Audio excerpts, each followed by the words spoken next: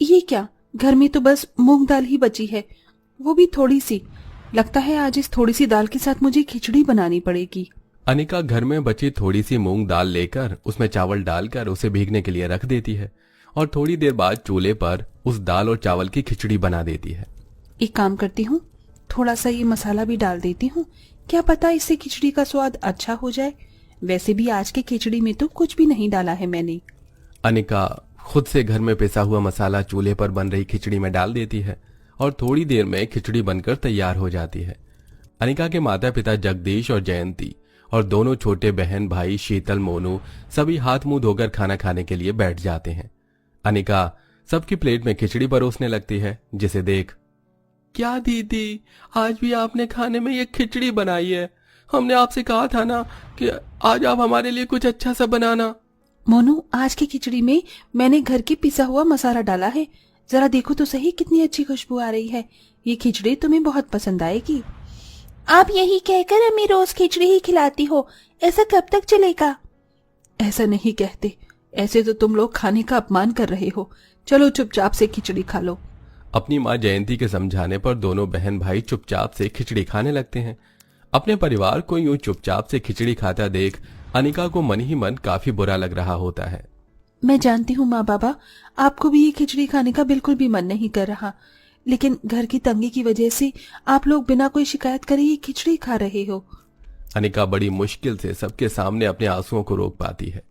अनिका के पिता जगदीश घर चलाने के लिए फैक्ट्री में मजदूरी का काम करते थे, वहीं जयंती लोगों के घरों में बर्तन धोने का। लेकिन इतनी मेहनत करने के बाद भी दोनों पति पत्नी मुश्किल से चंद रुपए ही कमा पाते थे और उन चंद रुपए में इस परिवार को हर रोज खाने में सिर्फ खिचड़ी ही नसीब होती थी।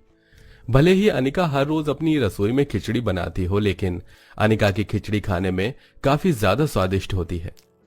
ये क्या, मैंने जो 2 महीने पहले कुछ सब्जियों के बीज बोए थे वो सब तो उगने लग गई। इसका मतलब आज मैं सबके लिए सादी नहीं बल्कि सब्जी वाली मसालेदार खिचड़ी बना सकती हूँ। अनिका आंगन में उगी हुई सारी सब्जियों को तोड़ती है और आज सबके लिए सब्जी वाली मसालेदार खिचड़ी बनाती है, जो अनिका के परिवार वालों को काफी पसंद आती है। अरे अनिका बेटा, ये सब्जी वाली मसालेदार खिचड़ी तो काफी बढ़िया बनी है। तुम्हारी कल वाली बनाई हुई सादी खिचड़ी से भी बहुत ज्यादा स्वादिष्ट है। हाँ दीदी, आज की खिचड़ी तो हमें भी बहुत अच्छी लग रही है, थोड़ी सी और दो ना।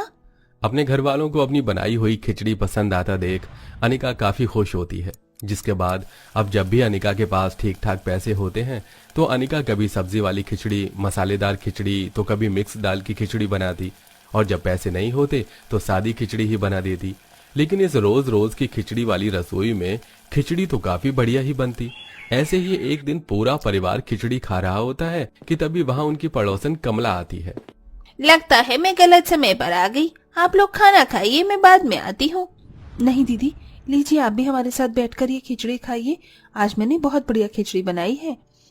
वैसे खुशबू तो काफी बढ़िया आ रही है, मुझे लगा था कि मेरे आस पड़ोस में किसी के घर पर बिरयानी बन रही है, लेकिन ये खुशबू तो इस खिचड़ी की है। अनिका कमला को भी एक प्लेट में खिचड़ी निकाल कर दे देती है।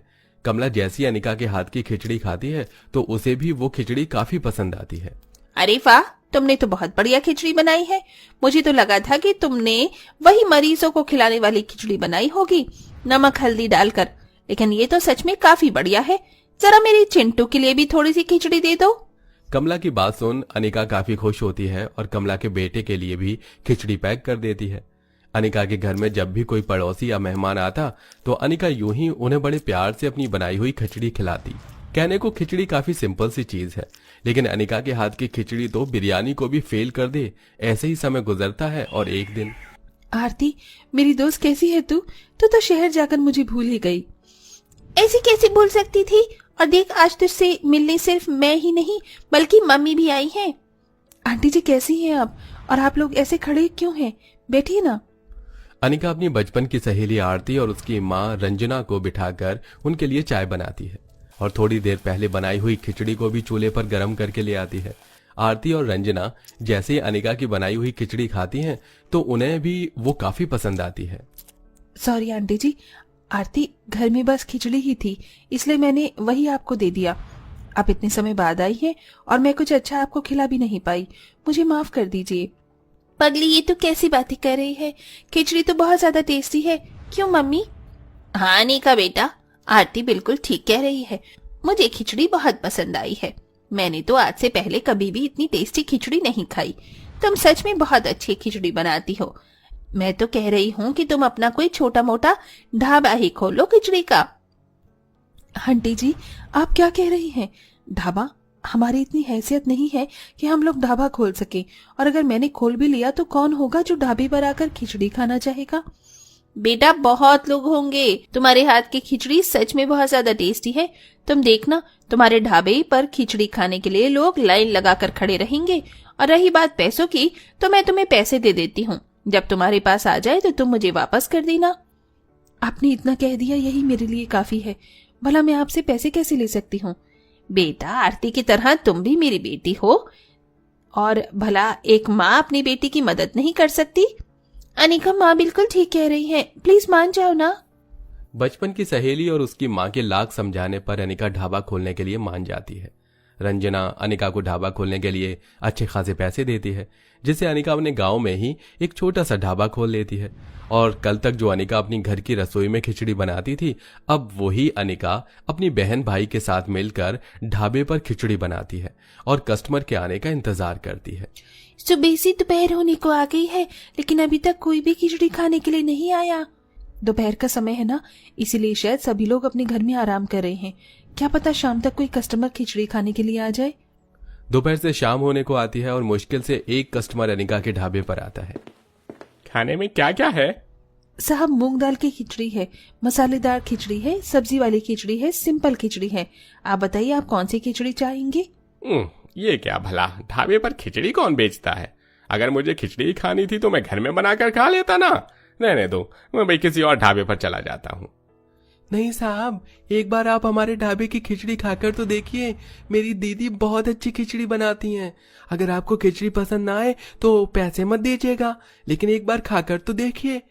दोनों बच्चों के जिद करने पर वो कस्टमर एक प्लेट मसाले वाली खिचड़ी ले लेता है, जिसे खाते ही वो काफी ज्यादा खुश होता है। अरे, ये तो सच में बहुत ज्यादा टेस्टी खिचड़ी है। मैंने सोचा नहीं था कि खिचड़ी भी कभी इतनी टेस्टी हो सकती है। एक काम करिए, मुझे एक और प्लेट दीजिए खिचड़ी। उस कस्टमर की बात सुन अनिका और उसके दोनों छोटे बहन भाई काफी ज्यादा खुश होते हैं, जिसके बाद अब धीरे धीरे उनके छोटे से खिचड़ी के ढाबे पर लोगों की भीड़ लगना शुरू हो जाती है। अरे भाई, मजा आ गया भाई, यहाँ की खिचड़ी खाकर ऐसा लग रहा है, वाह क्या बात है। वरना मेरी पत्नी तो घर में खिचड़ी बनाती थी, उसे देखते ही मेरा तो मुंह बन जाता था। मैं तो कभी सोच भी नहीं सकता था कि मैं किसी ढाबे से खिचड़ी खरीद कर खाऊंगा। बहन जी, 3 प्लेट खिचड़ी पैक कर दीजिए, और हाँ, 2 प्लेट खाने के लिए भी दे दीजिएगा। लोगों की इतनी बढ़ती भीड़ देख अनिका काफी ज्यादा खुश होती है। कुछ समय में अनिका खिचड़ी बेचकर काफी अच्छे पैसे कमा लेती है, जिसके चलते आज अनिका अपनी रसोई में खिचड़ी न बनाकर अपने परिवार के लिए तरह तरह के स्वादिष्ट पकवान बनाती है। अरे, मैंने सोचा भी नहीं था कि इस जन्म में मुझे इतना अच्छा खाना खाने को भी मिलेगा।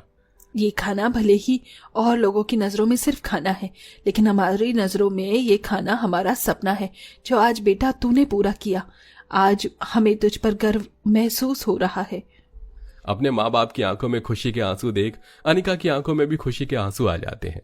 जिसके बाद जैसे जैसे समय बीतता है, वैसे वैसे अनिका की तरक्की भी होती रहती है। और आज अनिका के ढाबे पर अनिका की सहेली आरती और उसकी माँ रंजना आते हैं। अरे, आप लोग यहाँ ऐसे अचानक? हाँ, सोचा कि आज तुम्हारे हाथ की गर्मा गर्म खिचड़ी क्यों न खाई जाए। हाँ हाँ, क्यों नहीं। आप लोग यहाँ बैठिए, मैं आप लोगों के लिए हमारे ढाबे की सबसे स्पेशल खिचड़ी लेकर आती हूँ। अनिका यूं ही इसी तरह मेहनत करती है और जल्दी अपनी सहेली की माँ रंजना के सारे पैसे भी चुका देती है। साथ ही अब अनिका अपनी दोनों छोटी बहन भाइयों का भी एक अच्छे स्कूल में एडमिशन करवा देते हैं और अब अपने माँ बाप को भी काम पर आने से रोक देती है। और इसी तरह मेहनत कर अनिका अपने परिवार वालों को एक अच्छी जिंदगी देती है और कुछ समय में अपने ढाबे में खिचड़ी के साथ साथ और भी कई तरह के स्वादिष्ट पकवान बनाकर बेचती है। तो देखा दोस्तों आपने, एक बेटा ही नहीं बल्कि बेटी भी अपने माता पिता का जीवन संवार सकती है। जैसा कि हमारी कहानी की इस बेटी ने स्वादिष्ट खिचड़ी बेचकर अपने माता पिता का सपना पूरा किया, अपने दम पर एक अलग मुकाम हासिल किया। तो दोस्तों, कैसी लगी आपको हमारी ये कहानी? हमें कमेंट में जरूर बताइएगा। साथ ही आपके घर में सबसे ज्यादा क्या बनता है, हमें यह भी बताइए।